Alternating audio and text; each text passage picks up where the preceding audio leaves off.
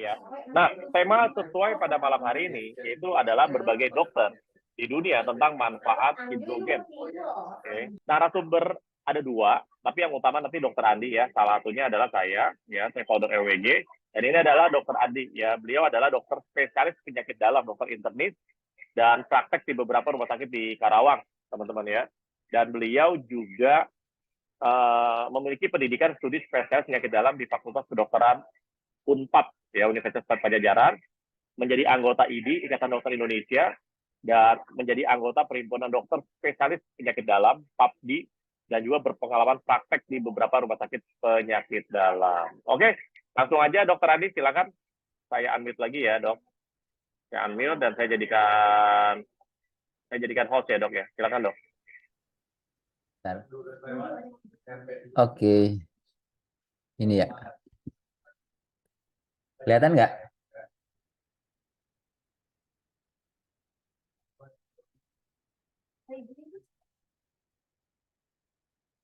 Ini. Kelihatan ya?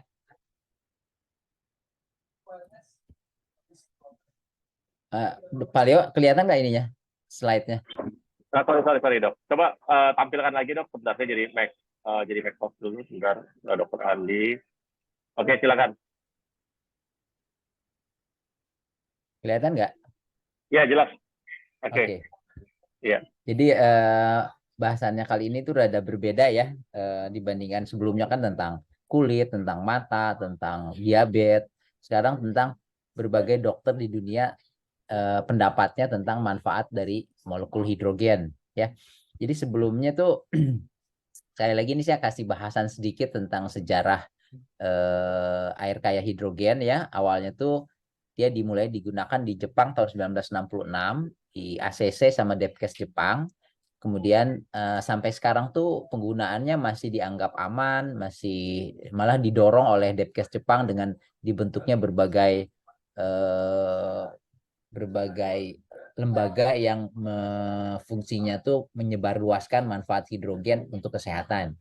Kemudian 12 tahun setelah Depkes Jepang meng-ACC penggunaan air kaya hidrogen ini, Depkes Korea Selatan juga mendorong penggunaan air ini tuh di masyarakat. Jadi mendorong istilahnya meng-ACC penggunaan mesin yang bisa memproduksi air kaya hidrogen. Jadi awal-awalnya tuh ini buat penting juga untuk diketahui, awal-awal tuh belum ada yang namanya tumbler hidrogen. Semua tuh bentuknya mesin dan biasanya air yang dihasilkannya itu air yang sifatnya alkali atau pH-nya tinggi. Waktu awal-awal tuh orang tuh taunya tuh yang manfaat terbesar dari air ini tuh adalah dari sifat alkalinya gitu. Makanya banyak dihubungkan dengan air-air ajaib di muka bumi yang ternyata sifatnya juga alkali gitu. Dan jadi baru penelitian tahun 1990-an itu baru mulai orang tuh neliti sebenarnya apa sih manfaat dari air yang ada di dalam air alkali ini.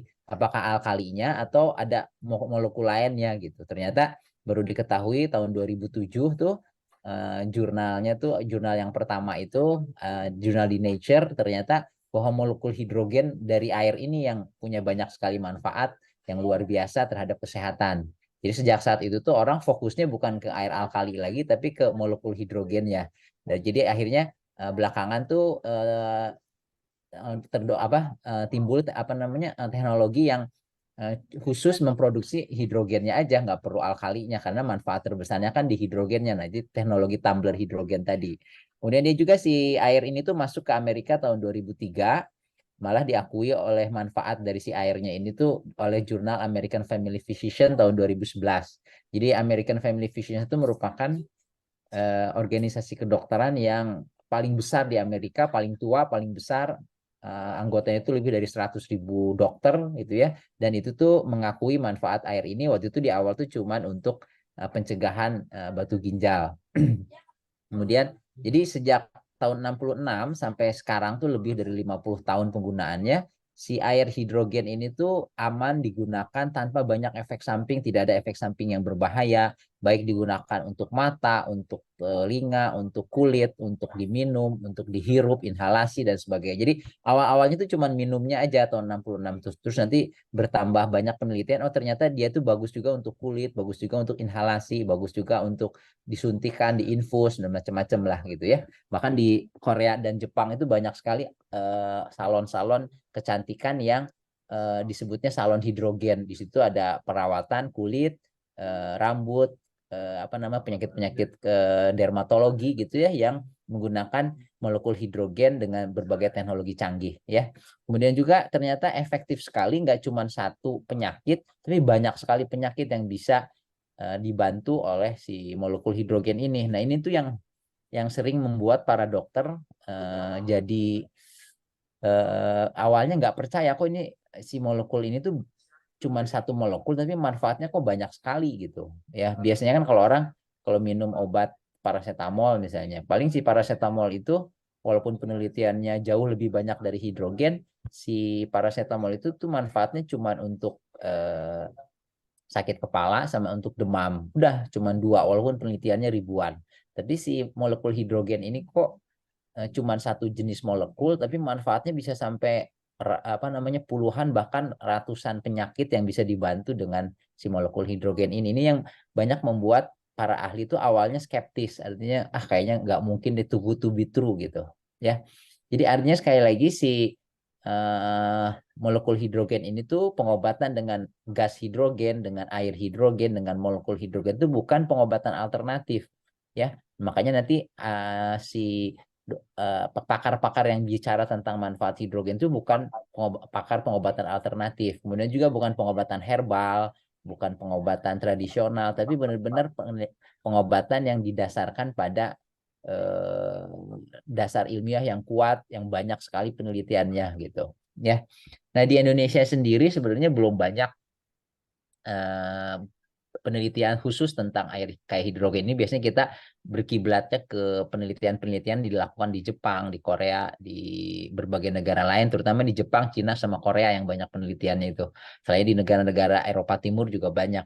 Ini saya pernah bikin seminar kerjasama sama IDI tentang dasar ilmiah dari air kayak hidrogen ya tahun 2019 akhir itu sebelum tahun awal 2020 tuh kan COVID-19-nya mulai apa namanya mulai menyebar ke seluruh dunia ya. Kemudian juga penelitian tentang air kayak hidrogen ini ternyata juga mulai masuk ke universitas-universitas. Waktu itu saya pernah diminta jadi narasumber dari ada dosen Telkom University, Pak Eki namanya, dia bikin penelitian khusus tentang air kayak hidrogen ini. Dia berusaha bikin prototipe yang murah sekali yang bisa menghasilkan air hidrogen dari air yang biasa kita minum. Itu tuh saya jadi narasumbernya. Nah, yang menarik tuh tentang air hidrogen ini tuh, tentang molekul hidrogen itu ternyata ada institut resmi yang ilmiah yang sangat bergengsi di dunia kedokteran gitu ya, khusus membahas tentang uh, molekul hidrogen sebagai pencegahan maupun pengobatan untuk pengobatan penyakit dan pencegahan dan pengobatan penyakit. Namanya Molecular Hydrogen Institute ya. Nah ini tuh pusatnya di Amerika ya, ada pendirinya juga seorang doktor di Amerika. Jadi perlu saya jelasin bahwa sebenarnya pendapat para dokter itu kalau di dunia kedokteran itu malah nggak terlalu signifikan ya. Yang penting itu tuh pendapat para expertnya. Dokter-dokter itu biasanya mengikut kepada para expert, para ilmuwan yang banyak meneliti tentang suatu masalah gitu. Jadi kalau pakarnya itu tuh biasanya kalau dokter bicara tentang sesuatu keilmuan itu berdasarkan pengalamannya, pengalaman dia mengelola misalnya ribuan pasien gitu ya. Dia ngasih tahu pengalaman dia. Tapi kalau untuk kasus-kasus yang baru seperti molekul hidrogen ini, biasanya dokter-dokter tuh malah berkiblatnya tuh ke para ahli peneliti yang sudah apa namanya belasan tahun meneliti tentang hidrogen. Nah, yang akan dibahas sekarang tuh tentang pendapat para pakar dokter-dokter yang berhubungan yang banyak meneliti tentang hidrogen. Nah, ini tuh namanya Tyler LeBaron ya. Si ini tuh pendiri dari Molecular Hydrogen Institute tadi dan direkturnya saat ini. Jadi dia bilang bahwa meskipun efek antioksidan hidrogen telah menjadi fokus utama dari ratusan penelitian sejak publikasi tahun 2007 di Nature Medicine, dia pribadi itu lebih tertarik dengan penelitian yang menunjukkan bahwa hidrogen mengatur berbagai jalur transduksi sinyal. Ya, jadi maksudnya ini tuh bukan mau bikin bingung bahwa ini tuh sangat ilmiah gitu. Jadi seorang yang PhD, seorang doktor, dia menjelaskan bahwa kalau banyak penelitian tuh yang membahas tentang manfaat dari antioksidan dari molekul hidrogen, tapi dia sendiri sih lebih tertarik, lebih apa namanya, lebih kagum atau lebih istilahnya lebih menganggap bahwa yang luar biasa dari hidrogen tuh bahwa si hidrogen tuh mampu mengatur berbagai jalur transduksi sinyal di dalam sel, antar sel gitu. Ya, terus dia bilang lagi bahwa kalau buat saya sih nggak mengherankan bahwa hidrogen punya potensi terapeutik atau terapi karena apa? Karena kita tuh selalu terpapar dengan senyawa hidrogen ini sejak awal pertama pembentukan alam semesta katanya. 14 miliar tahun yang lalu tuh hidrogen dihasilkan dari peristiwa Big Bang. Kemudian 3,6 miliar tahun lalu atmosfer bumi itu kaya akan gas hidrogen yang sangat penting dalam asal-usul kehidupan. Sudah bilang lagi bahwa manusia itu, kita itu mengembangkan hubungan yang saling menguntungkan dengan bakteri yang bisa menghasilkan hidrogen di dalam usus besar kita. Jadi di dalam usus besar kita itu terbukti banyak bakteri ya namanya probiota apa namanya mikrobiota ya. Si mikrobiota ini tuh salah satunya, sebagian dari mikrobiota itu ternyata bisa menghasilkan hidrogen. Nanti hidrogennya sendiri itu pertama dipakai untuk makanan bagi bakteri yang lain. Kemudian dia juga dipakai untuk oleh kita tuh masuk ke dalam sel-sel, masuk ke dalam peredaran darah, menyebar ke seluruh sel, dan itu bisa membantu digunakan oleh tubuh kita tuh untuk menetralisir berbagai radikal bebas ya. Jadi menurut si Tyler LeBaron ini tuh alasan mengapa hidrogen memiliki efek biologis yang menguntungkan adalah karena kita tuh terpapar gas hidrogen ini sejak awal mula awal mula manusia gitu ya. Nah, dia itu bilang saya sangat tertarik mengetahui target utama dari gas hidrogen. Ini orang-orang yang ngomongnya tuh sangat ilmiah gitu. Dia tidak istilahnya berbunga-bunga, ini luar biasa hebat segala macam. Tapi dia ngomong yang kalau di para akademisi itu omongan kayak gini tuh sangat dihargai gitu. Bahwa saya tuh dia tidak berbunga-bunga itu ngomongnya, cuma dia aspek yang dia teliti adalah transduksi sinyalnya. Kemudian bagaimana si hidrogen itu kenapa sih punya banyak manfaat? Karena kita tuh dari awal tuh sudah punya ketergantungan sama hidrogen lewat bakteri penghasil hidrogen di mikro apa di usus halus kita, usus besar kita. Dan juga ini khas nanti orang-orang yang peneliti-peneliti yang terkemuka di dunia itu tuh selalu istilahnya low profile gitu. Dia nggak berani istilahnya menjanjikan yang muluk-muluk, selalu bilang meskipun mekanisme molekuler yang mendasari dan target utama hidrogen masih sulit difahami, hidrogen tuh dapat mengatur jalur-jalur transduksi sinyal ini melalui berbagai aspek ya. Salah satunya tuh yang menarik tuh dia mempengaruhi ekspresi gen. Dan jarang sekali ada obat, ada senyawa yang efeknya tuh ke gen langsung gitu. Biasanya kalau orang tuh kayak paracetamol atau antibiotik atau obat-obat anti hipertensi, obat-obat penurun lemak, kolesterol gitu, itu tuh bekerjanya di sel, tapi tidak mempengaruhi ekspresi gen. Jadi jarang sekali ada molekul yang bisa punya efek tuh pada ekspresi gen. Gen itu di DNA, RNA kita, di dalam inti sel kita yang pengaruhnya itu banyak sekali. Jadi luas gitu pengaruhnya itu nggak cuma pada kerja selnya, tapi nanti apa yang dihasilkan oleh sel itu protein-proteinnya. Makanya menurut si Tyler LeBaron ini tuh si hidrogen itu nggak cuma punya efek antioksidan, tapi dia juga karena punya efek terhadap ekspresi gen, dia bisa punya manfaat anti radang, anti alergi, ya, anti aging juga ya. Jadi anti radang tuh misalnya orang kalau misalnya mukanya apa luka bakar gitu, itu kalau disemprotin hidrogen itu ada anti radangnya yang ngurangin nyeri. Terus orang-orang yang punya asma, orang-orang yang punya rinitis alergi yang sering bersin-bersin pagi-pagi gitu ya, asmanya sering kambuh. Kalau dia kasih inhalasi hidrogen, dia tuh punya efek anti alergi gitu. Kemudian kalau kalau yang sering semprot-semprot hidrogen untuk kesehatan kulitnya, dia tuh punya potensi anti aging. Selain dia bisa membunuh bakteri juga si acid dari yang dihasilkan sama mesinnya gitu ya. Terus juga punya efek anti alergi juga, anti radang. Kalau yang orang jerawatan segala macam kan ada anti radangnya, ada bakterinya, ada efek penuaan dari berbagai radikal bebas yang nempel di saluran apa namanya di kulit kita gitu ya.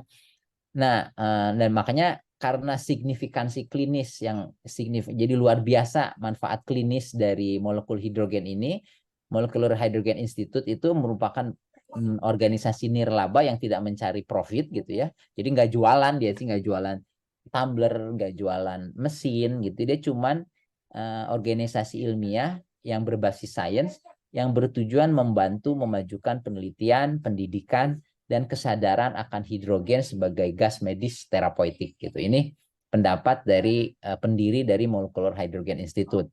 Nah, si Molecular Hydrogen Institute ini juga nanti merekrut berbagai ahli yang banyak sekali penelitiannya tentang hidrogen di berbagai aspek. Nanti kita akan lihat pendapat-pendapat para ahli ini tentang hidrogen ya.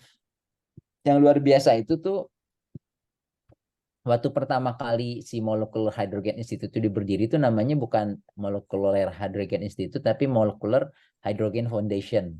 Di situsnya tuh dikatakan pada waktu awal-awal saya nggak tahu tahunnya, nggak hafal tahunnya ya. Pokoknya awal-awal berdirinya itu dikatakan bahwa si Molecular Hydrogen ini tuh ada lebih dari 500 jurnal penelitian di berbagai jurnal-jurnal bergengsi yang membuktikan bahwa hidrogen ini tuh baik sebagai air hidrogen, inhalasi hidrogen atau untuk penggunaan di kulit, penggunaan di saluran cerna dan sebagainya itu tuh pada lebih dari 150 penyakit pada hampir semua organ dan 150 penyakit pada manusia gitu. Disebutnya tuh gitu.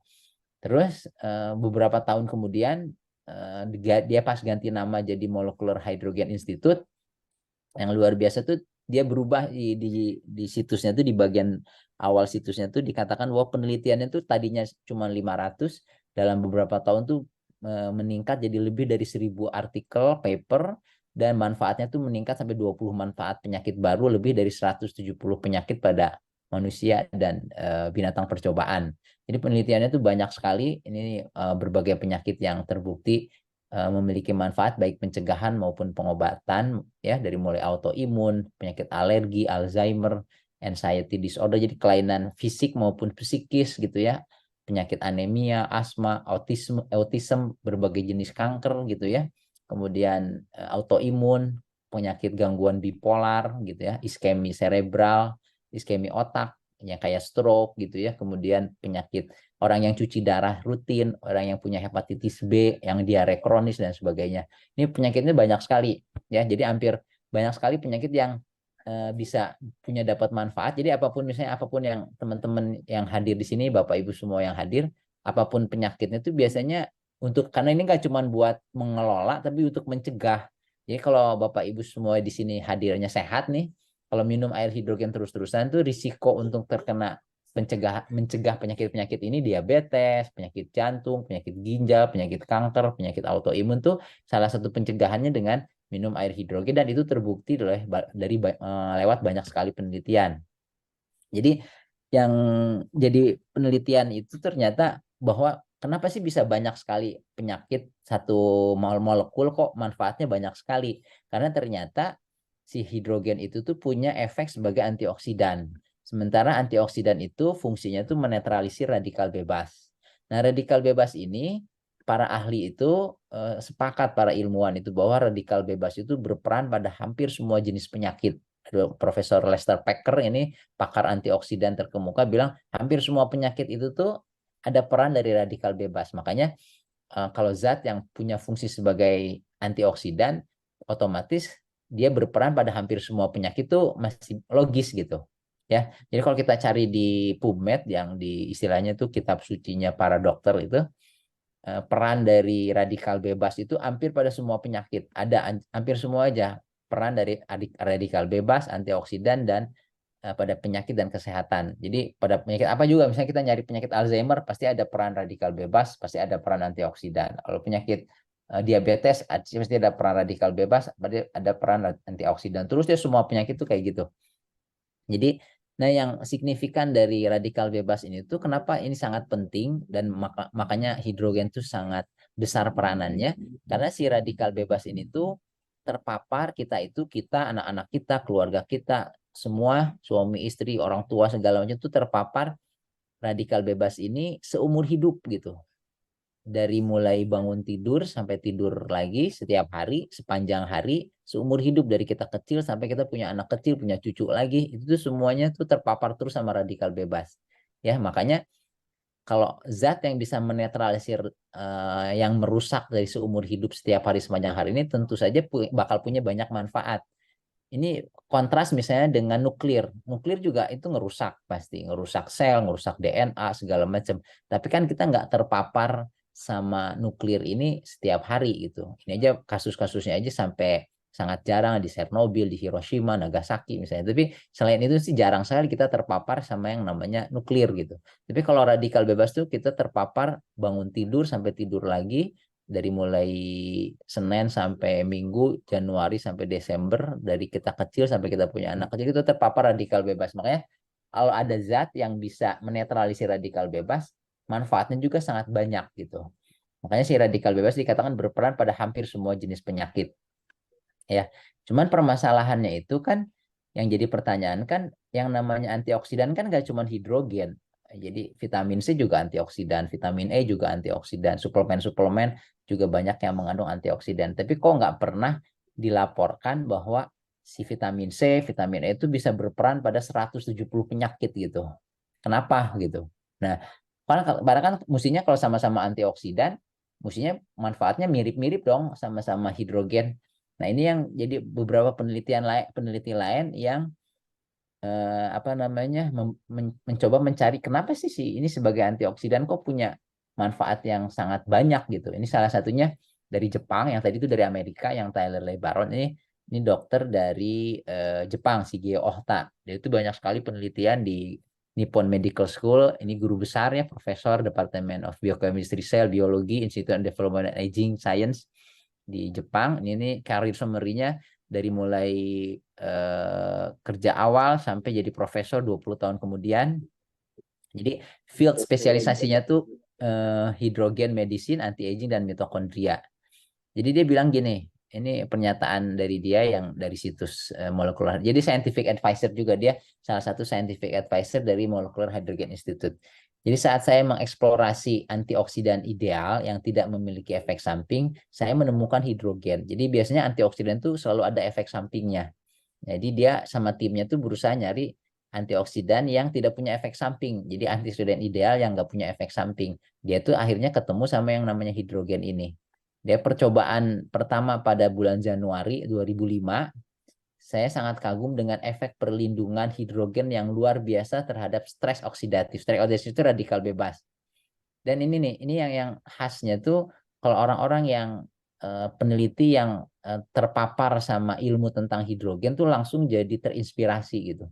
Jadi dia bilang saya memutuskan untuk mengabdikan hidup saya pada aspek hidrogen sebagai terapi.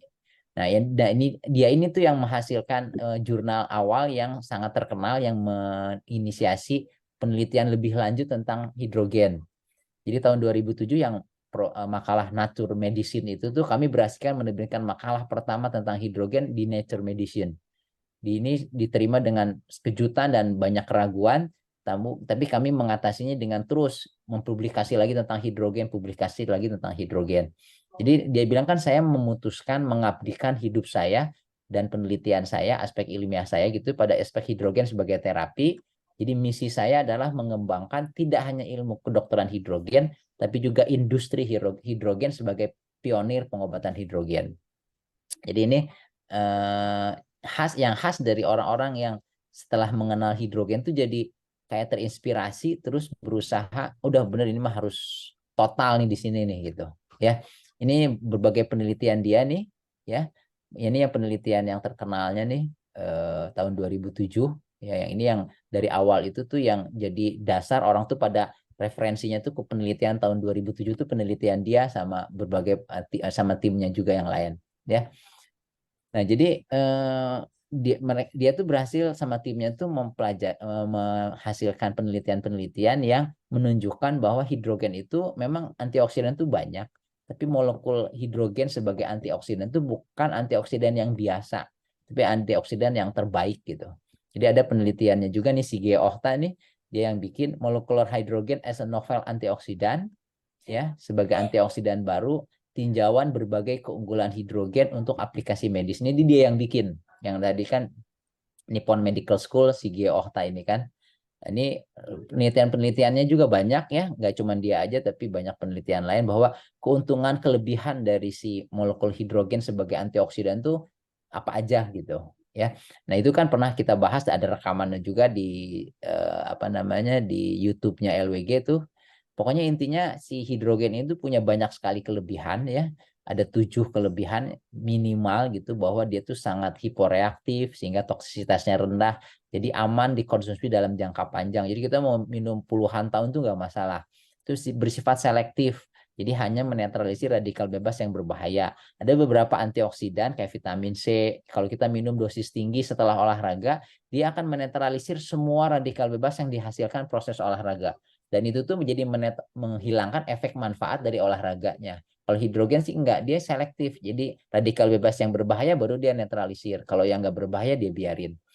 Kemudian dia tuh bisa mengaktifkan antioksidan baik endogen maupun eksogen. Jadi tubuh kita tuh menghasilkan antioksidan endogen. Kalau kita rajin minum hidrogen, antioksidan endogennya itu jadi lebih aktif, lebih bagus kerjanya. Terus kalau kita minum vitamin C misalnya bareng sama hidrogen, si potensi antioksidan dari vitamin C-nya itu meningkat sampai 3 kali lipat. Itu ada beberapa penelitian tentang hal itu gitu. Kemudian karena ukurannya sangat kecil, si hidrogen itu sangat cepat dan mudah masuk ke biomembran dan kompartemen subseluler. Jadi kalau antioksidan lain kayak vitamin C ukuran itu bisa hampir 200 kali lebih besar sampai 400 kali lebih besar daripada hidrogen, sehingga sangat sulit masuk ke dalam selnya atau menembus otak gitu. Maka sementara hidrogen itu sangat kecil, dia malah molekul terkecil di alam semesta, sehingga dia itu sangat mudah dan cepat masuk ke dalam sel, bisa masuk ke dalam plasenta, ke dalam mempengaruhi manfaat. Jadi memberikan manfaat gak cuma buat ibu yang hamil, tapi anaknya juga. Kemudian juga orang-orang yang punya gangguan otak itu kayak Alzheimer, Parkinson, pasca stroke dan sebagainya itu punya banyak sekali autism gitu ya.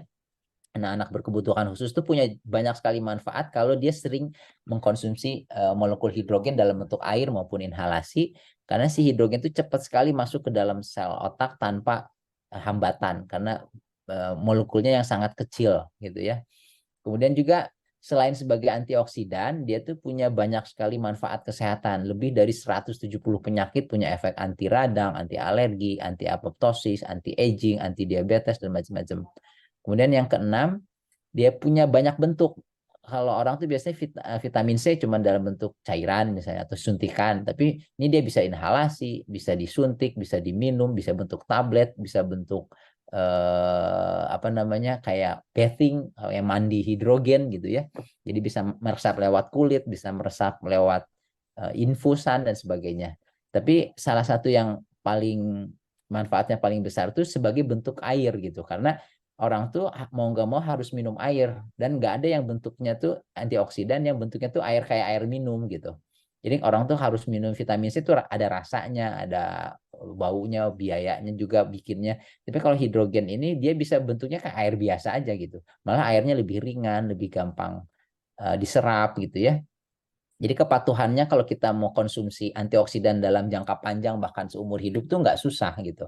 Yang terakhir itu dia bisa diproduksi mandiri dengan biaya yang ekonomis. Nggak ada satupun antioksidan sampai saat ini tuh yang bisa kita bikin sendiri di rumah gitu. Atau kita bisa bawa-bawa kemanapun kita pergi, kita mau bikin antioksidan kita tinggal bikin gitu, pakai tumbler misalnya. Itu tuh belum ada sampai saat itu antioksidan yang bisa kayak gitu gitu. Ya, ini nih bisa dibilang dia tuh antioksidan yang paling bagus. Itu salah satu yang nelitinya itu yang Shige Ohta tadi, yang dari Jepang tadi.